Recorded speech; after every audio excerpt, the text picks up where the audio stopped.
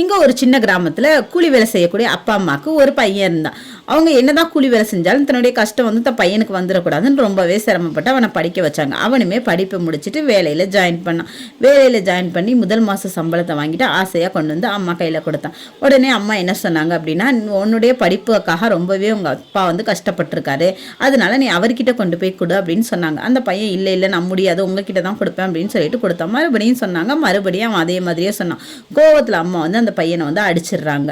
அப்போ அழுதுகிட்டே அந்த பையன் சொன்னான், அம்மா நான் இவ்வளோ நாள் அப்பாட்ட தான் பணம் வாங்கியிருக்கேன், அவருக்கு கொடுக்கும்போது எப்போதுமே அவருடைய கை வந்து மேலே தான் இருக்கும், இந்த தடவை நான் சம்பளத்தை கொண்டுட்டு போய் கொடுத்தேன்னா அவருடைய கை கீழேயும் என் கை மேலேயும் இருக்கும், அதை என்னால் ஏற்றுக்கிற முடியாதுமா, அதனால தான்மா நான் கொடுக்கல அப்படின்னு சொல்லிட்டு சொன்னேன். இதை வந்து ரூமில் வந்து ஒரு ஓரமாக கேட்டுக்கிருந்த அப்பா உடனே ஓடி வந்து அழுதுகிட்டு தன்னுடைய மகனை வந்து கட்டி அணைச்சு முத்தம் கொடுத்தாரு. இதை பார்த்துக்கிட்டு இருந்த அம்மா ரொம்பவே மகிழ்ச்சியில் நெகிழ்ந்து போனாங்க. இந்த ஸ்டோரியில் உங்களுக்கு என்ன புரியுதுன்னு கமெண்ட்டில் ஷேர் பண்ணுங்கள்.